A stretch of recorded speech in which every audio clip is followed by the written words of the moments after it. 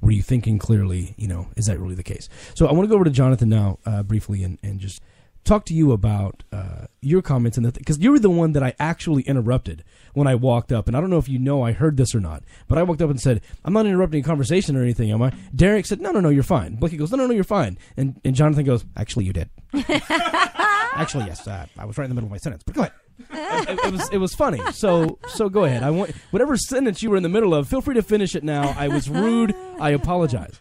Oh, I don't remember what my sentence was, but I completely agree with what Derek has just said. And we are plagued in the church with this disease of anti-intellectualism, and it's found in all kinds of circles. It's what some would label as fideism, the idea that you just require blind faith to justify belief. If I speak with a Mormon missionary, and I speak to them and say, why do you believe what you believe? Typically the answer I'll get is, well, I prayed and received a burning in my bosom.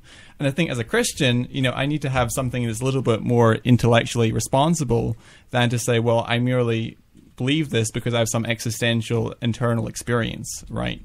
If I read the scriptures, if I read the Bible, I read commandments to Christians to have an intellectually responsible worldview.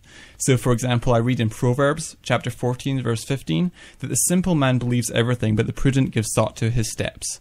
In 1 Peter chapter 3, verse 15, I read that you should always be ready to give an answer to everyone who asks you to give the reason for the hope that lies within you, but doing so with gentleness and respect. And we should always have gentleness and respect when we're talking to people about our worldview and why we disagree with one another.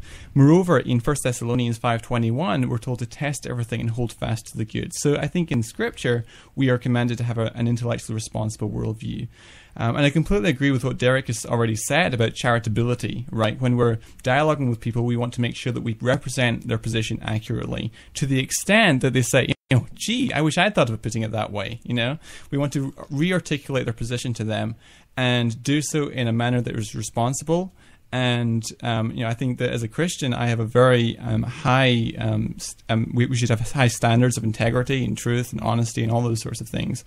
And I think the one problem that we see, not just in Christian circles, also in atheist circles and Muslim circles and what have you, is that people will typically read only the literature that already agrees with their position. That was my next question for you. Aside from pausing you to ask you what you mean by, as a Christian, you have a high standard, does that also insinuate that atheists have a lower standard? Oh, that wasn't my intention. So I'm only arguing that, as a Christian, I believe I'm commanded in Scripture to have a high standard of integrity and honesty and truth and so forth. I wasn't saying anything about the atheist position. That wasn't my intent. Okay. Of course. But as far as the confirmation bias goes, is what you're talking about. We often see that. We see very, very intelligent people who operate day to day just like everyone else, much better than everyone else, have high levels of intellect, and then use that intellect to get education and high profile jobs and teaching jobs, and then they become a biology teacher. They understand the science of the body and the workings, and they will look at their 9th grade student and tell them God created the earth in 6 days. And then the kids run home going, what happened? My biology teacher said this. And then as a Texas, parent, I have to go to the school board and say, this is not only illegal, it's completely asinine that your biology teacher would be saying that, God created Adam out of dirt, when, not even a lot of believers believe that. It's very poetic, and there's all sorts of, theistic evolutionists that discredit this concept.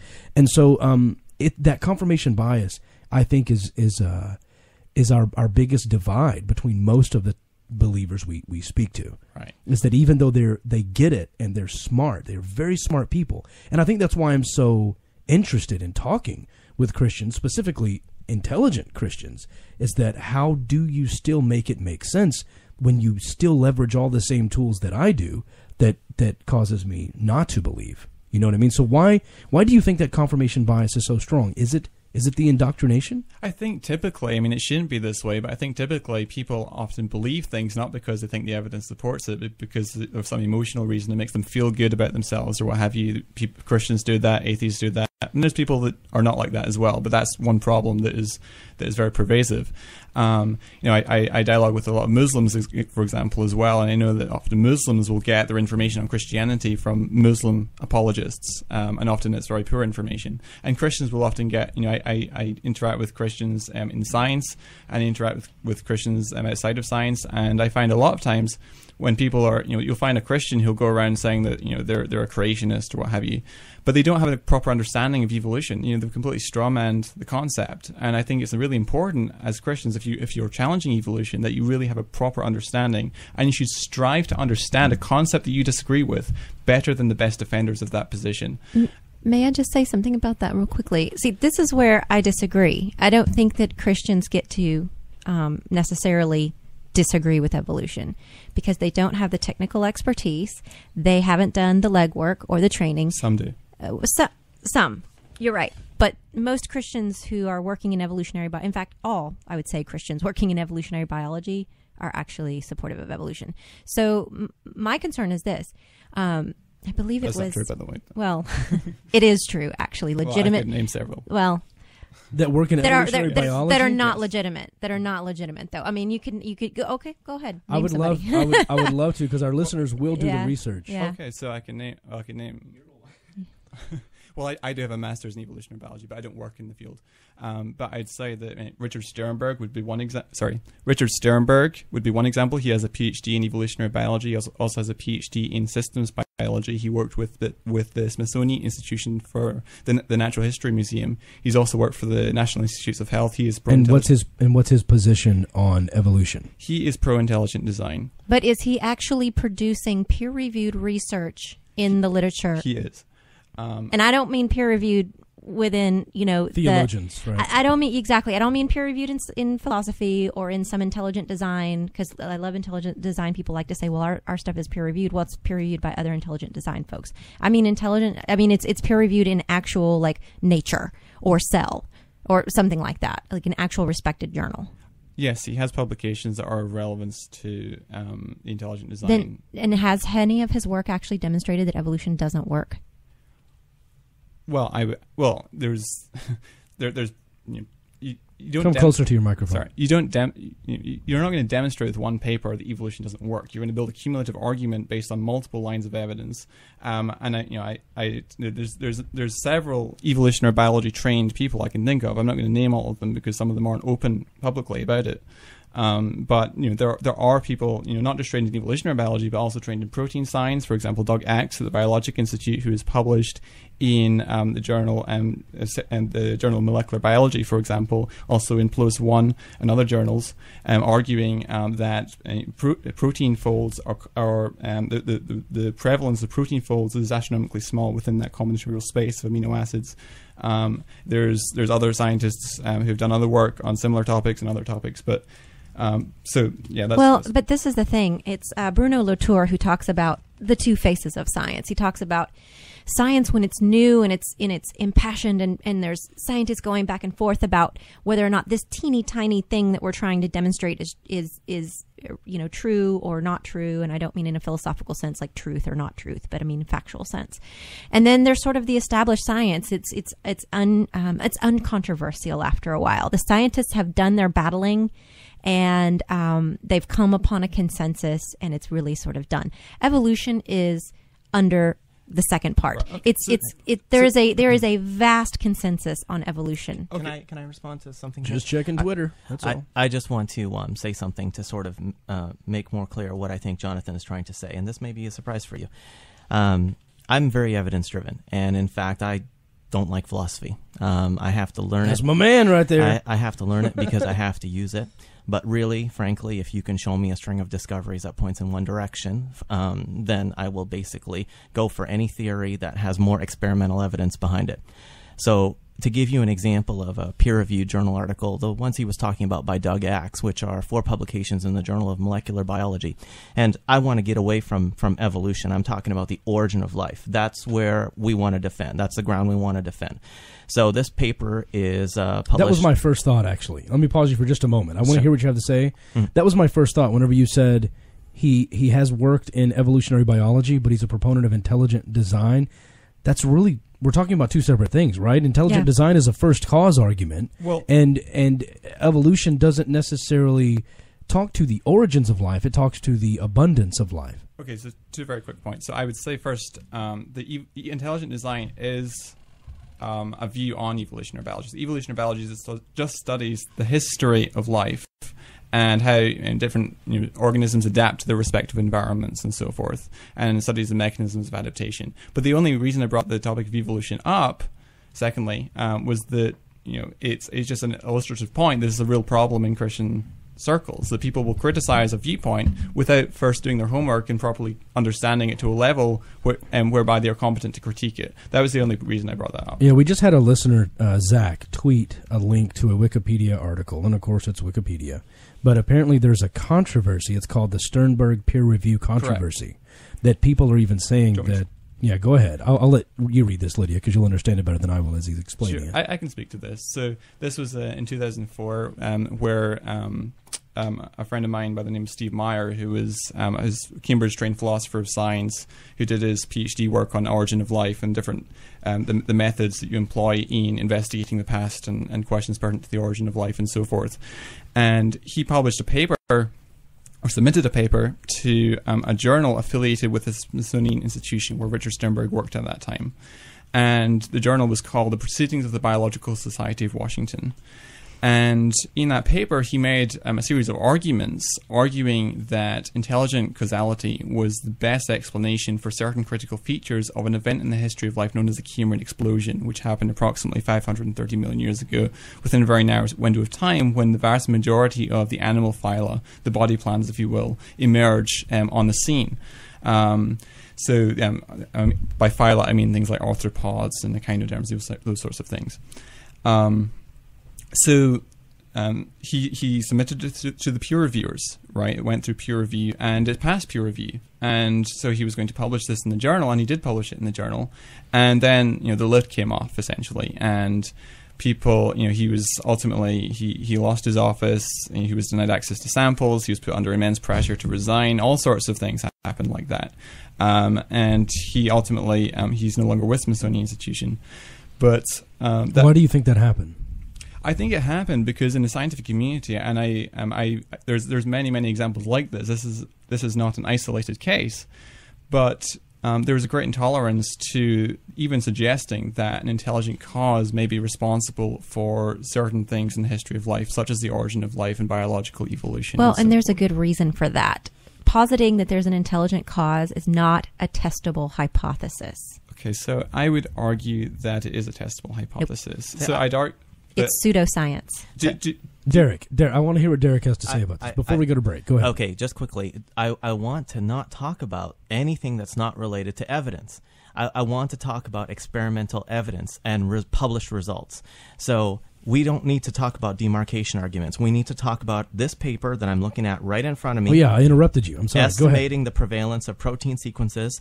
Estimating the prevalence of protein sequences adopting functional enzyme folds. This is lab work done at Cambridge University by Doug Axe, in which he calculates the ability to form functional proteins at random as 1 in 10 to the 77, as low as 1 in 10 to the 77. Now, Jonathan is the biologist. Jonathan can defend this. I'm a layman in engineering, and when I look at a paper like this, I don't care about conclusions. I just care about evidence. Right. Well, what that paper is saying is that there's a low probability or a high probability. There's a large number involved.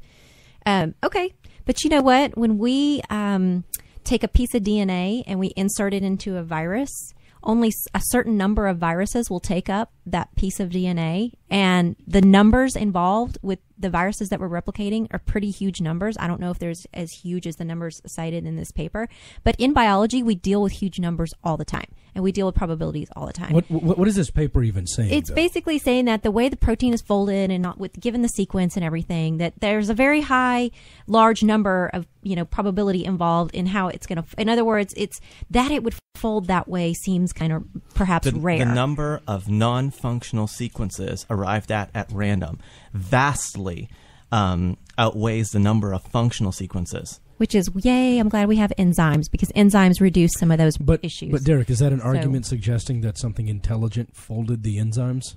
No, folded the protein. The protein. It's an argument that is, and I would prefer to talk about the cosmological and fine-tuning arguments. However, it's an argument. We will. It's a long show. Trust me. It's an argument for information, the same kind of information that you would get if you blogged, if you wrote code, if you wrote Shakespeare.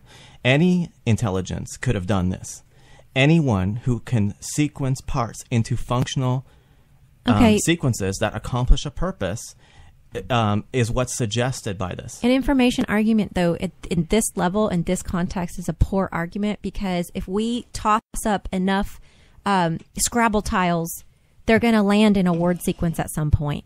And you're going to call that quote-unquote information. We agree. Not really. The question, I agree with you. Yeah. The question is, do you have the time available to generate this sequence after the late bombardment, the Hadean era, and the appearance of the first single-celled life? You've got a time window. Let's ask the experts that question. I agree. But what I'm saying is that this is a piece of data, and that's what I'm interested in. Okay. I'm not interested in shutting down the other side by saying it's not science. Or it is science. I don't care. I don't care about philosophy. I only care about experimental evidence. Okay, well, let me just finish this by saying my original point, kind of going all the way back to when I was talking to Jonathan, was that most Christians, in fact, a huge chunk of Christians, are not in a position to question biology, period. They don't have the expertise to actually put forward a technical enough argument to say, here's the problem with evolution. You said a large number, not all. Well, that again, right? I don't want to talk in absolutes, because you can always be proven wrong. But I have yet to meet someone who is who's going around church saying evolution is not true. That person typically doesn't even. First of all, they don't typically even understand what evolution is. I think they would all agree with you. May I speak to that? Right, and then No. Then let me just finish this point. In order for you to question evolution, you have to be a scientist working in the field. You have to be engaging with other scientists also working in the field, because there is a level of discernment that you need to have about what kind of information you're reading, whether or not you're reading the Journal of Caribbean Ice Cubes. Probably not a great journal. Nature, well-respected journal. So there's not all scientific studies are created the same. And somebody might get something published in a crappy peer-reviewed journal, or it might get published in a really great peer-reviewed journal. Either way, the fact is if it's not replicated, if it's not part of a larger trend in the science is a communal activity. We don't do, it's not, Thomas Edison sitting around doing his own thing, eureka light bulb. It's not like that. That's not how science works. So why? Okay, so what he's saying is don't immediately shut it down because it's not science. She didn't say that paper wasn't science. What she said was trying to consider intelligent design as a valid argument is it's making the argument that there is a supernatural cause and science doesn't deal in the supernatural. That's the part that's not science. She wasn't saying that particular study wasn't science. So even if this paper suggests... I think she agrees with the results. Even if this paper suggests something about information, which I don't even know if I fully agree or not, but whether or not it does, it doesn't necessarily, this paper itself does not necessarily point to any kind of intelligent design. Information is a tricky term in biology because they say, oh, there's all this information contained in your DNA. It's always been confusing. Well, that's an interpretation. That's a human interpretation of what nature is actually doing. Yeah, that's been confusing for me too. What part is considered a language? What part is considered information? Because there's a plenty of garbage in your DNA as well that just is a space filler. So, I don't know. Okay, what, Blake? Now you want to get in on this? They're all chomping at the bit. There's so much to say. The music's on. I'll let you go. Yeah, no, that's all right. I want to take a break. We're going to do a news segment. Then we're going to do a quick break. And then we're going to come back. We're going to get into some of the arguments that Derek mentioned. I want to talk about all of the things that you mentioned. And we may touch back on this again. So feel free if you want to circle back to this. You'll have the opportunity. And I want to know more about this study. Can you send that to Lydia? Because I would love to. It's Lydia@dogmadebate.com. We're open to looking into anything, and maybe we can address this on a future episode when she's had time to look into it. So yeah, I could probably pull it up at my school's library. Okay. Is it free? Is the publication available freely? I could just pull it up on PubMed. That's easy. Okay. All right, we'll be right back. More Dogma Debate after this. This is News for the Fourth Listener, brought to you by the Dogma Debate app. Play your own drops, use the debate tools, listen to every show, and much more. The Dogma Debate app for iOS is available at the iTunes App Store. We start this week in the End Times. End Times radio host Rick Wiles seems to have mixed feelings about the Ebola virus. On one hand, Wiles speculated a few weeks ago that if Ebola were to become a global pandemic, it could solve America's problems with atheism, homosexuality, sexual promiscuity, pornography, and abortion. On the other hand, Wiles is pretty sure that American Christians are on the verge of being rounded up and imprisoned, and that an Ebola outbreak might give President Obama a convenient excuse to pack Americans into FEMA camps.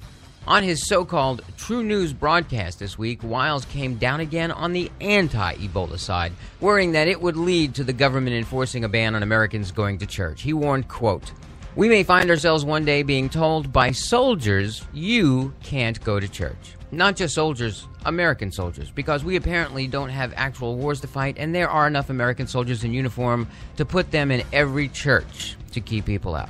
According to ChristianPost.com, there are over 450,000 churches in America, not counting Russian or Greek Orthodox churches, Mormon churches, or synagogues. Just thought you'd like to know that.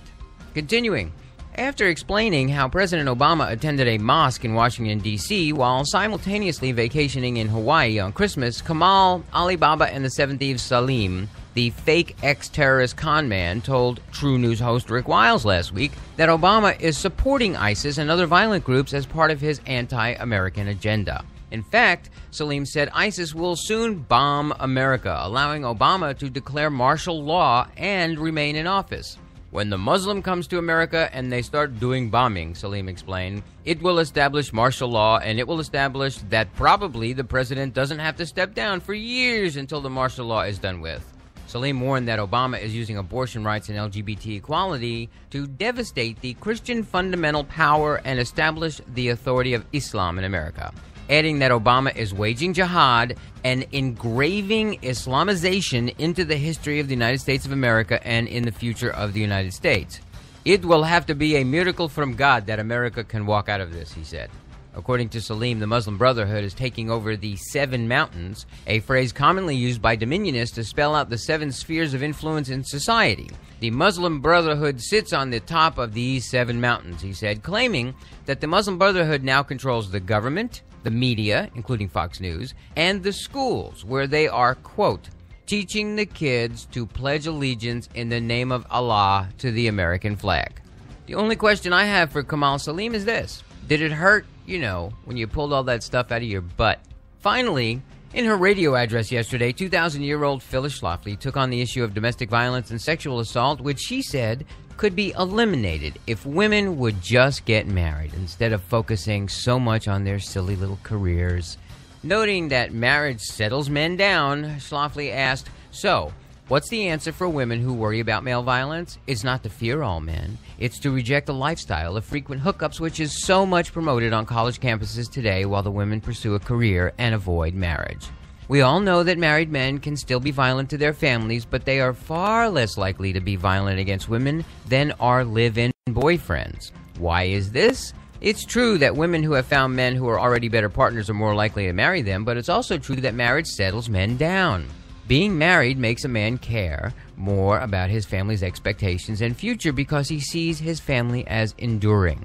It also makes him more faithful and committed to his partner. Marriage makes men directly protective of their wives. Marriage also creates indirect protection for wives and daughters because married women and their children tend to live in safer, also known as whiter, neighborhoods. So, the ancient desiccated pod of an alien, Miss Schlafly, asks the question, so what's the answer for women who worry about male violence? The answer? Make him put a ring on it, just like your grandma told you. That'll teach him. So this week, Rick Wiles says the Ebola virus is going to keep people out of church because, Obama. Kamal, the hummus merchant Salim, says kids all over America are saying one nation under Allah, indivisible, with liberty and justice for all Muslims. And dried up cocoon husk Phyllis Schlafly says if men scare you, just say I do. You may facepalm now. This has been News for the Fourth Listener, brought to you by the Dogma Debate app, available at the iTunes Store. For Dogma Debate Radio, I'm John Carp.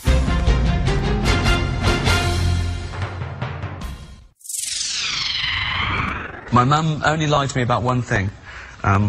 She said there was a God. But that's because when you're a working class mum, Jesus is like an unpaid babysitter.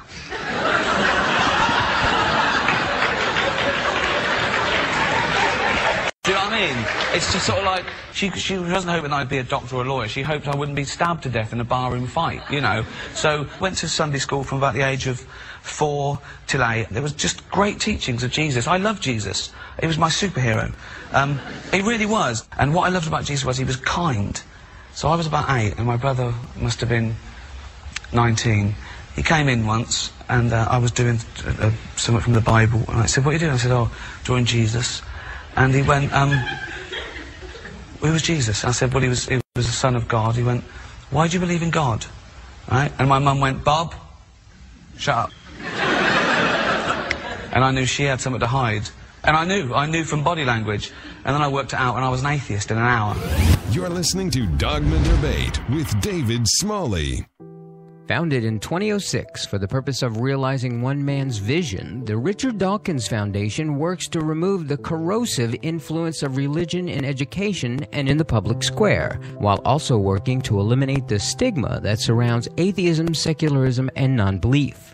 People should be free to express their non-belief without risking their jobs, businesses, relationships, and community standing, because continuing to allow attacks on science, climate change, medical advancements, and sex education has real-world consequences for billions of human beings beyond the discomfort of a few. Freedom for scientists, health and climate researchers, and ordinary human beings to work in understanding our universe and subscribing to an evidence-based world without the interference of religion is paramount if we are going to have a healthy future or else succumb to the darkness of ignorance and despair.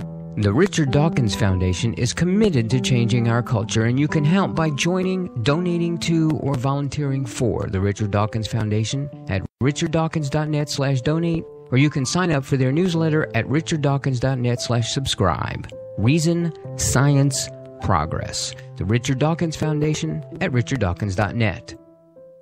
To keep our 3 listeners coming back, we must be doing something right. And if you're the 4th listener, we thank you for the support. Be sure to sign up at login.dogmadebate.com and take advantage of your 4th listener status.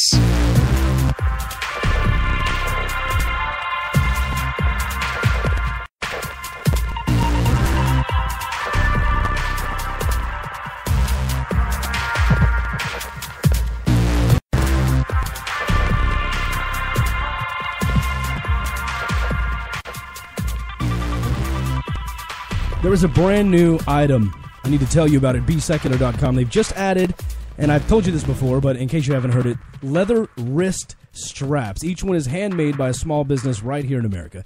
It's laser etched with the words, "Congress shall make no law respecting an establishment of religion or prohibiting the free exercise thereof." You can check them out at bsecular.com and get 10% off your entire order by using the promo code IAM4th. How cool is that, guys? You've got atheists going to bsecular.com, buying these leather wrist straps, which have that amendment on them. Isn't that amazing? That atheists are even saying, don't prohibit the free exercise of religion, but also include the fact that we have a freedom from religion as a part of the freedom of religion. I think it's a great thing. I think it's very patriotic, in my personal opinion. Anyway, so a lot happened there right as we were going to break, and it was a great segment. I mean, first of all, you guys are great guests, and seriously, this has been a great conversation. Derek and Lydia, you were talking a lot during the break. Did you guys come to any sort of conclusion on that paper by any chance, or did you? Oh no, I just pulled it up on PubMed. I pulled the author up. He has one paper freely available, but the rest of them are probably available by subscription. So when I'm at school next time, I'll just pull up some of his other work. But the thing is, I can get an idea by reading through not only just his work, but who he's been cited by, what his background information is. Again, this notion of information, I don't know how debatable it is in science. We use metaphors in science, somewhat frequently. A lot of times scientists are really fantastic at putting together data and mathematically analyzing it. But sometimes as writers, there are stronger and not as strong writers, and sometimes metaphors creep into scientific writing. So, for instance, we have an expression in biology, the central dogma of biology, which is that DNA, produces RNA and RNA produces proteins. But do we really believe this is a dogma? I mean, is it literally a dogma? I mean, I don't know. But I mean, I'm not saying that this whole information debate is anything just totally 100% metaphorical. But I do think that sometimes scientists think metaphorically about stuff. There's still people. There is in some sense, our DNA is kind of like a blueprint, and the chemical interactions that occur give rise to specific and predictable proteins. So, but as far as it being like information that like somebody designed into the DNA, like the way a watch would be put together, I don't think so. I mean, it's been billions of years of throwing letters up in the air and seeing what lands and keeping, the stuff that works. So I don't see this argument of sort of how mutations work and all that kind of stuff, how dynamic the genome is. I just don't see that as an argument for design, personally. If I can jump in, I'm slightly familiar with this paper and the argument that uses it, and I can say that the argument isn't that, this has information, therefore there's an intelligent designer. It's more sophisticated than that. So you'd have to actually articulate the argument. He was just pulling up the paper. Sure. And the idea is, interestingly, and it relates back to the debate earlier, is they're using a paper that's a result from science, and then in this case, the intelligent design theorists are going to want to say, the intelligent designer isn't necessarily God, so it's not necessarily supernatural, but someone could just go straightforwardly to God and say, look, the designer is God, and here I have a paper that gives me a scientific result. It's what Derek called data. I have data, and this data fits better on the theistic hypothesis than the alternatives, and that's all. But that's just speculation. That's I would just have to pure agree. speculation. I would I'm have sorry. to agree. I think that's where it's kind of like what I brought up. lose me. It's kind of like what I brought up in the debate. You can look at the world around you and you can see certain things, and then you can speculate that it's evidence for something. And the example I used was you can look into the sky, and everybody with our own eyes, we can all see, the rainbow in the sky, and then somebody can make the argument, well, this is clearly evidence for Rainbow Bright. Well, no, that's speculation, and it sounds silly for me to say it because we all know that Rainbow Bright is a fictional character. So I think that's what frustrates me about these arguments is taking science and then going, well, I'm going to choose to overlay on top of this, science. I'm going to overlay this interpretation that, it's unconvincing. Can I speak to that? Of course, Sure. yeah. Okay, so there's a number of points that need to be unpacked. as long as you speak into the microphone, you can speak to. Actually, tilt it up. There you go. That'll work. There's a number of points that need to be unpacked there. One of them is is information metaphorical as applied to biology? And to address that question, we first need to come up with a definition of information, and we need to then address in what sense is information in DNA or RNA or proteins or what have you metaphorical. And so the definition of information that most intelligent design theorists would work with is the idea that you have a sequence which is highly complex, and by complex I mean improbable, and it conforms to some independently given specified pattern. So that's two criteria, both of which must be met in order to justify an assertion that this is information in the sense in which intelligent design proponents are using it.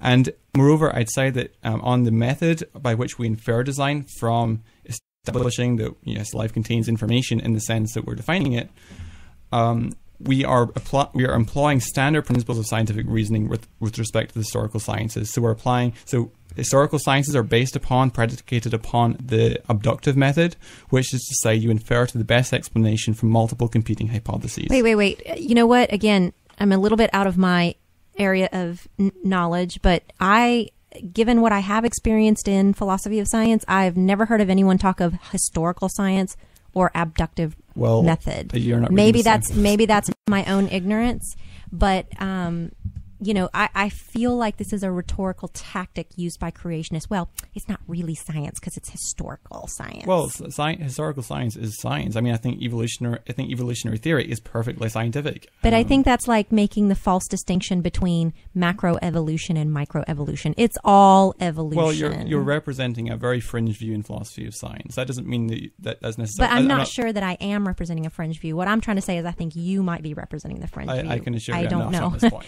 I don't know. I'm not sure. So. Blake's a philosopher. He'll tell us. Well, I mean, so here's the question. Why did we bring the philosopher in to settle a science argument?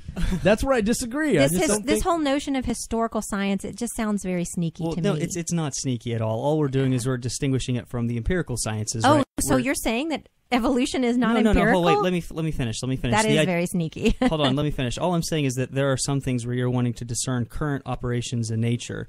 So you're wanting to figure out how electrons work. And this is something that these are where you get your repeatable experiments. When it comes to the historical sciences, that's where you're trying to discern things about the past, and you're having to use a number of different methods. So in order would we to call conclude genetics current science? Go ahead, Jonathan. Genetics would be current science. Oh, of course. But paleontology would be a quote-unquote historical science. Yes, and indeed, Charles Lyell, a 19th century geologist who wrote Principles of Geology, the subtitle was being an attempt to understand changes in the Earth's surface with reference to causes now in operation, argued that if you want to establish the best cause for an effect in the remote past, one should let one's present experience of cause and effect guide that search for the best explanation. That is known as the abductive method of scientific reasoning. And Charles Darwin, in producing his theory of evolution by natural selection, actually used this method. He inferred from present experience. He saw natural selection happening in the wild on the Galapagos Islands, and he inferred that same cause was producing the adaptation which we saw throughout the history of life. Okay, fair enough point. And my only counter argument, and it's a sucky counter argument, I agree, is that my skeptic senses are tingling, like my spidey senses. But here's the thing that I would say about that: if you call something like paleontology a historical science, well, it's interesting because we can actually classify animals according to their taxonomy and, based on the structures of their bodies and how it looks like they've evolved over time.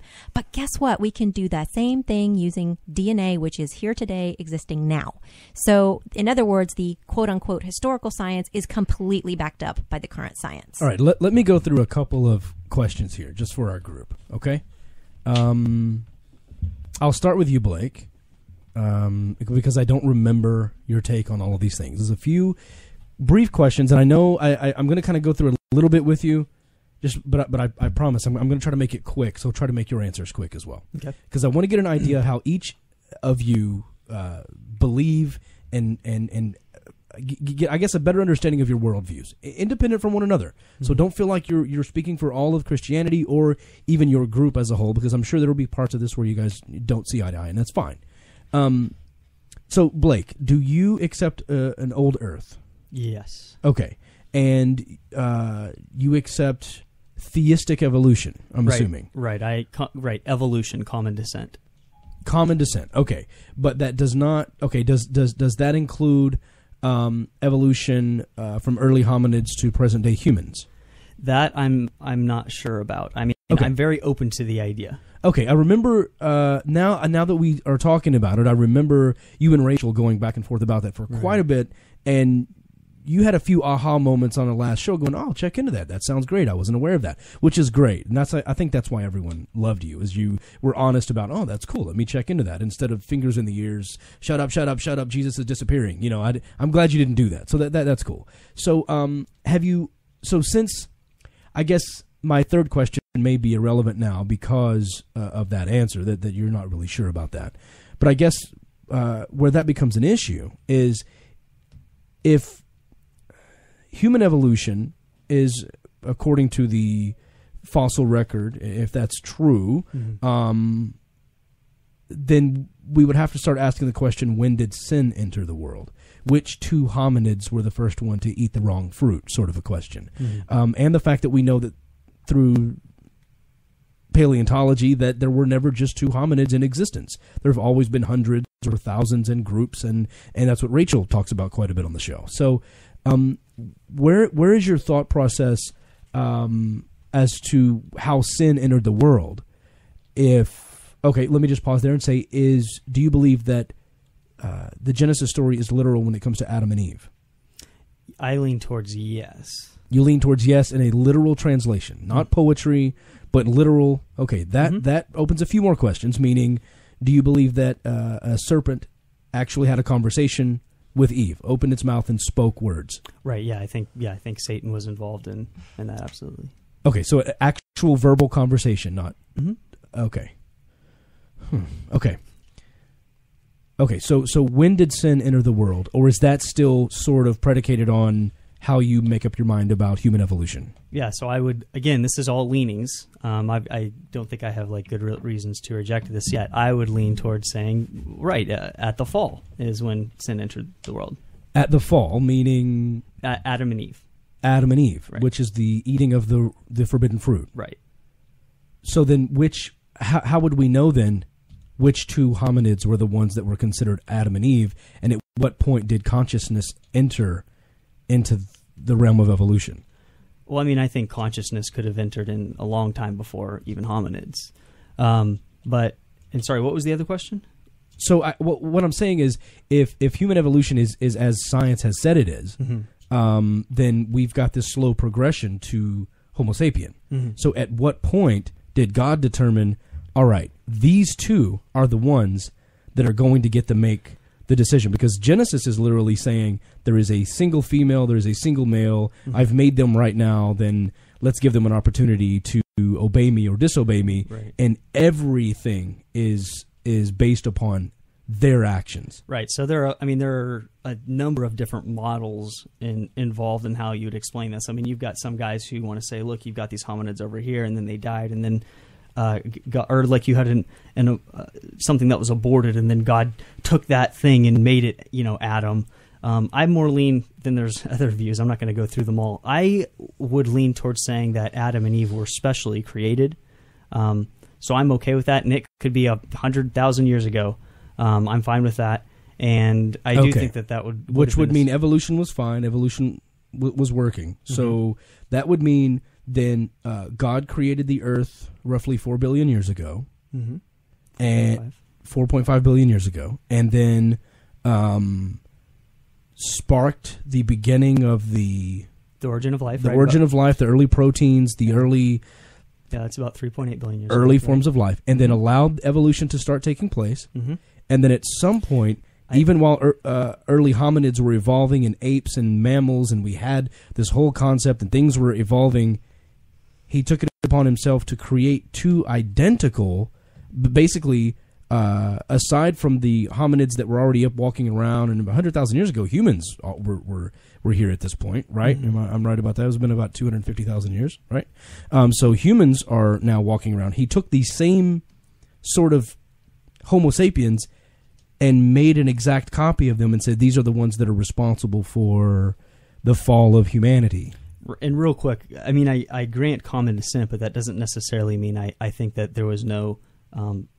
that God was not involved. I do think that there was an infusion of intelligent design throughout evolutionary history. So I'm very open to that. What does that mean? That sounds like a confusing statement to me. Meaning I think that God guided evolution. Well, then that's not technically intelligent design. That's theistic evolution. Well, I mean, like Michael Behe is probably one of the most famous proponents of intelligent design. Right. And he accepts common descent. He's but very... irreducible complexity is a debunked idea.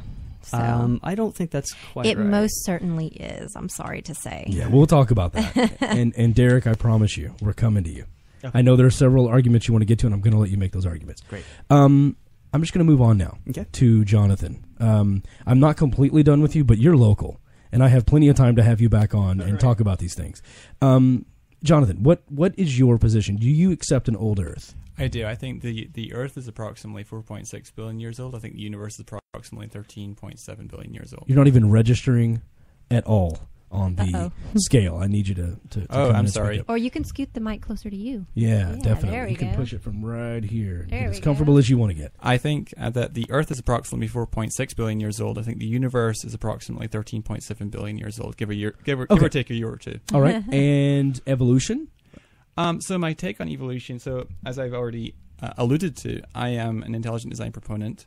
I certainly think that the most important issue to address, and the one that I'm most interested in, is the issue of whether there is intelligent causation involved in the evolution development of life on Earth. Okay. There's a second question. So there's two different issues that need to be unteased when we address the question of evolution. One is the question of pattern, right? So throughout the history of life, I want to be clear. I'm not asking you to make an argument. I'm asking you what you believe. I'm elaborating on my position. So there's pattern versus process. That's an important distinction to make. So there's a pattern of common ancestry or hereditary continuity, you might say, and then there's a process which purports to explain that pattern. And the most popular process of today is this modern theory of biological evolution by natural selection and random genetic mutation and so forth.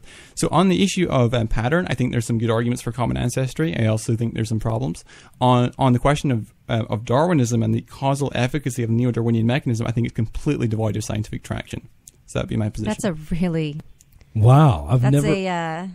And you have a master's degree in evolutionary biology. Exactly. That's a really extremely controversial statement on your part. I'm aware of that, but I think it's defensible. I don't think so. And I think most of the scientific community would look at you like you're crazy, and I don't mean that in an offensive way. I'm just saying. Can you wrap up? And I know it's radio, and I'm not asking you to teach a course or give a long presentation, but I'm going to get a flood of emails from that statement alone. So I want you to have just a minute or two to please try to make your case for why you feel like Darwin's explanation of evolution is void of science. Well, did you say Darwin? And you said the modern synthesis, didn't you? That's correct. So he's not arguing Darwin. And Darwin was 150 years ago, and there's been a lot of science done since then. He's saying the modern synthesis, today's research, is wrong. Well, I'm not saying there's no science to it. So that I just you said completely devoid. No, so I don't think it's scientifically correct, but I think there's a lot of science going into the study of evolution and the mechanisms involved in evolution. But I think that certainly the modern synthesis in its modern form, and that includes all the fully fledged modern models of Evo-Devo or self-organizational theories or even neo-Lamarckian theories. I think that there's a number of problems with the neo-Darwinian synthesis, including we've already talked about the evolution of protein folds, the prevalence of protein folds within that sequence space. You take a protein residue of 150 amino acids long. There's 20 to 150th power of possible ways of arranging those amino acids. And so one question you can ask is, out of all those sequences, how many are functional, how many are gibberish, right? So there's many sequences which are functional and there's many which are not. And so that's one question we can ask. And I'd say that that's a prediction that flows readily out of intelligent design, also flows readily out of Darwinism. They make competing predictions. The prediction of intelligent design is that you should find an astronomically small prevalence of functional folds within that vast array of combinatorial possibilities. In the case of Darwinism, you would expect to find a relative abundance of these protein folds, certainly sufficient to be accomplished within the probabilistic resources at your disposal. So that'd be one argument. That's just one part of a cumulative body of evidence. Do you understand what he's talking about, Lydia? Not exactly, because I haven't read up on the argument specifically that he's trying to make. Okay, but what keeps coming back to me is enzymes. I mean, the reason that proteins don't go out of control in folding inside your body is because there's specific enzymatic pathways that they follow that help them to fold properly. So all of this gibberish, in my opinion, about there's a million bajillion ways it could fold, it seems...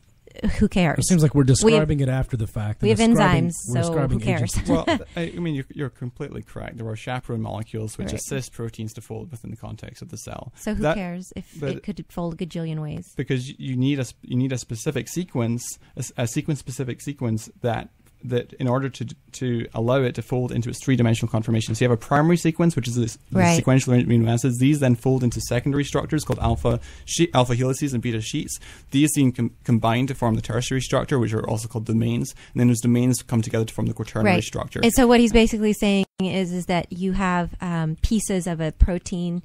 You have your primary bits that fold up, and then those bits get together with other bits to create something that's three-dimensional and has functionality. That's all he's saying, so, which is not controversial at all. Sure. Right. And just as letters form subunits that form words, which together form sentences and form paragraphs and so on, which form books, so the amino acids form the subunits of proteins, and those then produce the higher order structures and so forth. Okay, so how is this an argument?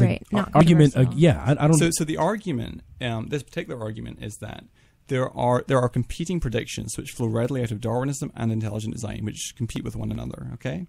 And the prediction that flows from intelligent design is that you should find an astronomically small prevalence of functional protein folds within that vast array of combinatorial possibilities. So you should there should be so with intelligent design, there should be an astronomically small likelihood that just by chance alone you would stumble upon a sequence of amino acids. So you're saying there's a prediction that comes from ID, there's a prediction that comes from Darwinian evolution is how you referred to it. That's correct. And that ID has the correct prediction. Well, it's not really fair to call it Darwinian evolution. I know. We'll call it I the did modern that, synthesis. Sure. I did that for his benefit. That's cool, yeah. But I It's know the what you modern mean. synthesis. I'm aware. I mean, if you read the literature, they do use the term Darwinism and neo-Darwinism and modern synthesis, and it depends which literature you read, depending how these terms are defined. But just so we're all I know clear, you've got one more example. Well, I can give you dozens of examples. I'll give you one more. We don't have example. time for dozens. We have time for one more. Sure. Because I want to know. I know that I'm going to get emails of people saying he said that it was completely devoid of science. I want to know how. So at least give them. I'm not saying it's completely devoid of science, but I'm saying that you can show by the science that the neo-Darwinian mechanism is not causally efficacious to produce what we see on Earth today. That's the main argument. But therefore, design? No, I'm sorry. No, but even that statement, I've never heard an evolutionary biologist say that. I've never heard anyone with a master's degree in evolutionary biology. Allow me to give one more argument, like you suggested. So, I would defend the concept of irreducible complexity, which you say has been debunked. I don't think it has been debunked. Okay, and it most certainly has, to the point that there is a warning on Lehigh University's webpage saying, "Hey guys, we don't like Michael Behe's silliness on irreducible complexity. It's completely ridiculous." You would have to explain to me. I mean, let me just say for the sake of our listeners what the argument is, and then I'll let you come back and tell me why it's wrong, and I'll tell you what I think. So the concept of irreducible complexity is the idea that there are certain biological macromolecular machines which produce a function, and each of those macromolecular machines is comprised of a number of different components, which are together performing functions which come together to produce one overall function. And the argument for irreducible complexity basically takes one of the predictions that Charles Darwin himself made in The Origin of Species, where he said that if it could be demonstrated that one system existed which couldn't possibly have been formed by numerous slight successive variations, then its theory would absolutely break down. And irreducible complexity basically suggests that there are such systems where if you remove one function from this overall system, then the overall function ceases to exist. I have a quick question. Right. Is it that all systems are, or is that there are a few that are not irreducibly complex? Well, it is the case that many systems are. But he's leaving out an important part about biology, is that nature is conservative in the sense that it will use pieces of, subunits of a functioning protein over and over and over again. And so it's the classic example that debunks, bacterial flagellum. Yes, the bacterial flagellum, because when we remove 12 or 15 parts of that, what do we get? We get the bacterial injector. So clearly irreducible complexity is false. And if I may speak to that, I mean, is actually if you take away 30 of the, different species have different levels, different numbers of proteins that construct the flagellum, but there's the type 3 export system is actually part of the flagellum and exports flagellar subunits. So it's involved, for example, in secreting fly C, which is the flagellin monomers that form the filament of the propeller. And if you remove parts of the flagellum, you're left with a type 3 secretion system, or the needle of the injectosome. And it's found, for example, in isolation without the flagellum in, for example, Yersinia, which is the genus which is the causal agent of bubonic plague. Yersinia pestis would be the species. It's also found in Salmonella, although Salmonella also have flagella, and it's found in a number of other species as well. And there's a number of problems with the attempt to debunk the irreducible complexity of the flagellum simply by pointing to the type 3 secretion system. For example, the evidence, I think, the balance of evidence suggests that the type 3 secretion system is in fact an evolutionary degradation product of the flagellum and not an evolutionary precursor to it. And so one argument for that would be the fact that the type 3 secretion system is limited to gram-negative bacteria, which are bacteria which have a double membrane, an outer membrane and an inner membrane. Whereas the flagellum is found in both gram-negative bacteria and in gram-positive bacteria, but gram-positive bacteria have one single membrane. There's also the fact that you need to be able to move through liquid before there's an evolutionary pressure to inject poisons into multicellular organisms. And so that would be one evolutionary reason why it's more likely that the type 3 secretion system came later than the flagellum. I would also say that even with the flagellum, it's almost like saying that you could move from Los Angeles to Tokyo on foot because you've discovered the Hawaiian Islands, right? There are certainly multiple coordinated mutations which need to be accomplished to to facilitate that transition, that neo-functionalization, going from the type 3 secretion system to the flagellum. So, for example, FLI-D, which is the filament capping protein, it's this unique structure which has a pentagonal ring shape and it has 5 leg-like extensions. That ring structure is found in no system that's known outside of the flagellum. It's only found in flagella, but it's known from knockout experiments to be absolutely essential to, if you knock out FLI-D, the flagellum monomers are lost into the medium. Likewise, the assembly apparatus is very finely designed and engineered. For example, you have 3 classes of operons associated with the flagellum. You have class 1 operons. I've heard enough. Okay. Yeah. I was going to say this is all very, very technical information. Yeah, but this is not radio. Let me just point out that that a sort of more reader-friendly or listener-friendly discussion of why irreducible complexity has been debunked is on talkorigins.org. Right there, when you look up in their browse button, there's actually a button for irreducible complexity that discusses this fully. I mean, it's it's a bunk idea, basically. And most of those arguments have been addressed and they don't respond. Well, it's a bunk idea. Well, so didn't it lose in a court case? It did. It most certainly did. But we don't do science by law. I know, but I'm just curious if you know why it lost, and if perhaps you were presenting it, it could have won. I'm asking what did they get wrong? Why did it lose, in your opinion? So this was in 2005. It's a very famous court case in the history of the intelligent design community called the Dover trial. Mm-hmm. And this is a court case which took place in Dover, Pennsylvania. And there was a school board who essentially wanted to put a label or sticker on textbooks indicating that there was a book in the library which would support intelligent design. So Discovery Institute, which is the leading body behind the intelligent design movement, did not support this case. It was entirely the Dover School Board which were pushing this. Okay, that's good to know. And Discovery Institute, wanted Dover not to go to trial, and many of the Discovery Institute fellows didn't show up. Mike Behe did present, as did Scott Minnick. Scott Minnick's a world expert on the type 3 secretion system, incidentally, and he's a proponent of intelligent design at University of Idaho.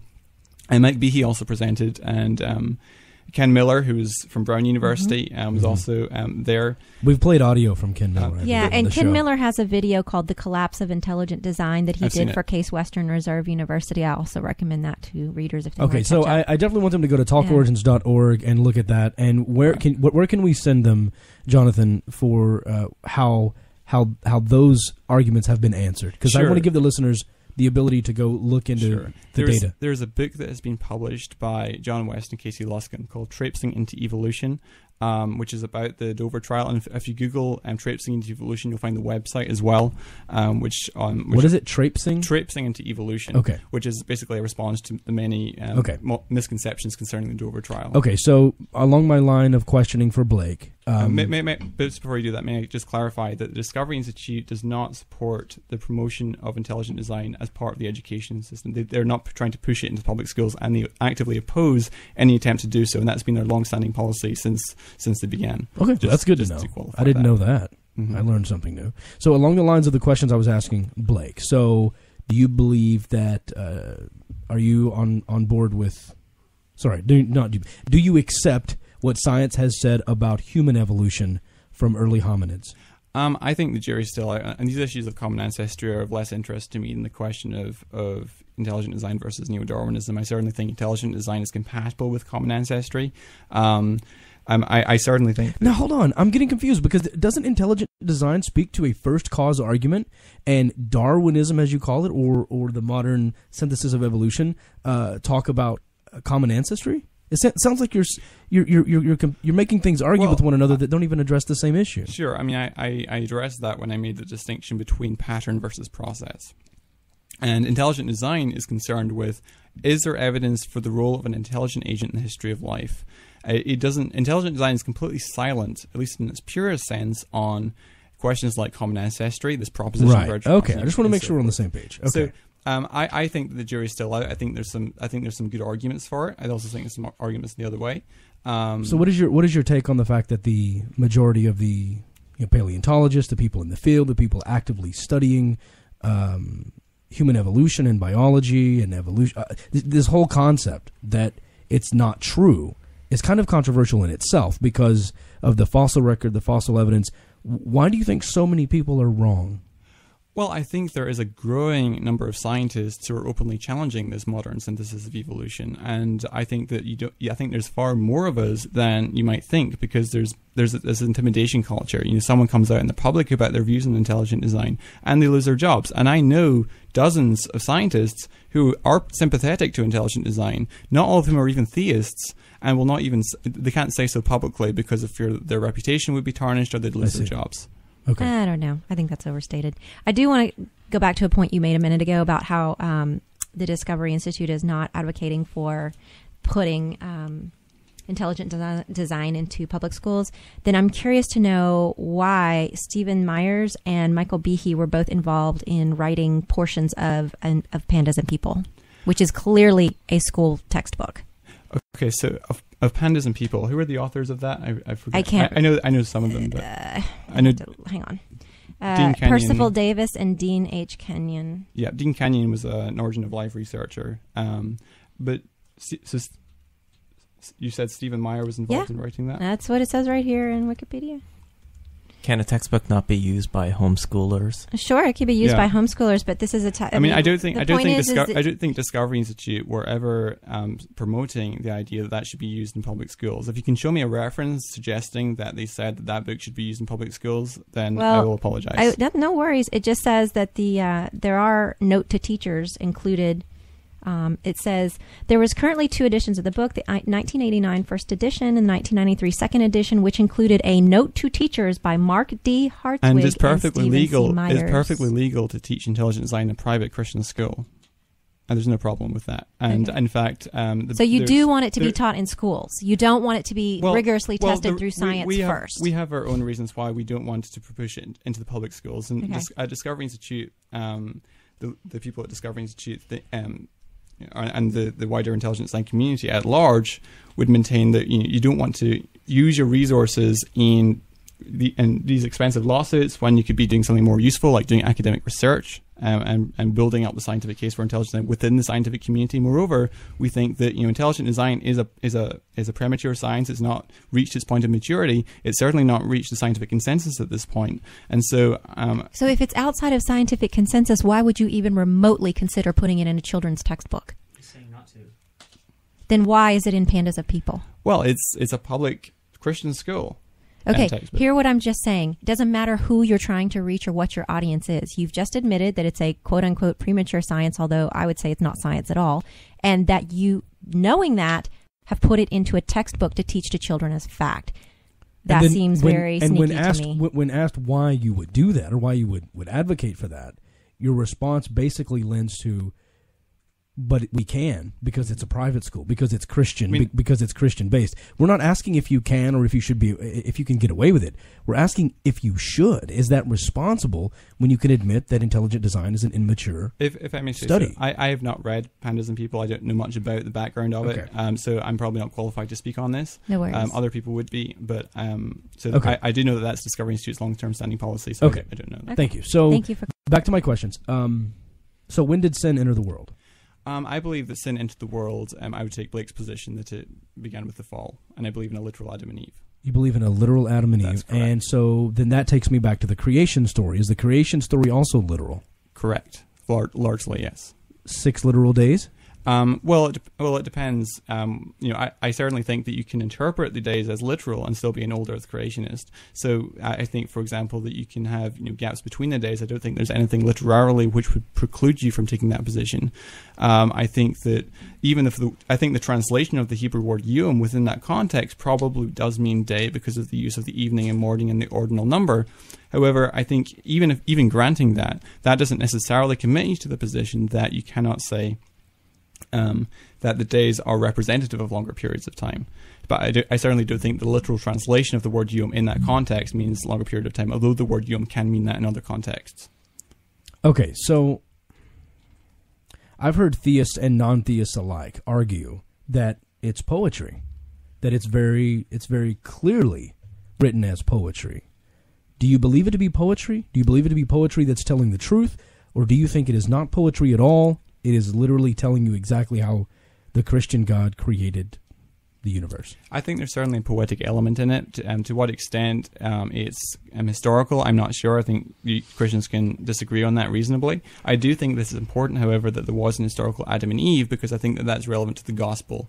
And so I think that one finds it difficult to understand the gospel without an historical Adam and Eve and a historical fall. But I think that's the issue, is that we don't have evidence, scientific evidence, for a historical Adam and Eve. Sure, I would agree with that, but I would nonetheless maintain that we have other evidence which would support the truth of the Christian worldview, and I would argue that there's evidence to support the Bible as inspired scripture, for example, and therefore I would argue that you can... Okay, well, that's the fun stuff. That's going to be the last part of the show, is talking about morality, talking about the arguments for the specific Christian God.